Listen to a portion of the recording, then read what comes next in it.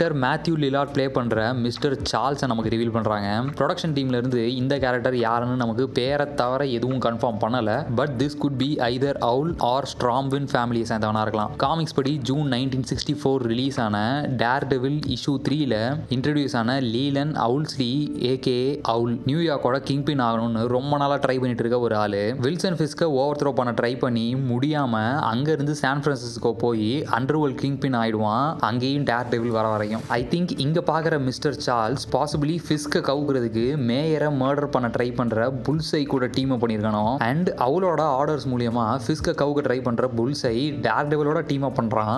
So Benjamin டெக்ஸ் கஃபேல meet பண்றது Hyder mister சார்ல்ஸா இருக்கலாம், இல்லனா மேட் மர்டாக் சார்பா அவனை பார்க்க வந்த கேரன் பேஜா இருக்கலாம். ஆல்சோ ஃபிஸ்கோட ஏவிடிஎஃப்க்கு எதிராக மக்களை திருப்ப ட்ரை பண்றதுக்கு நான் முன்னாடி சொன்ன மாதிரி இந்த மாஸ்க்டு ஃபிஸ்க் ப்ராபப்ளி புல்ஸையோட வேலை தான் எனக்கு தோணுது.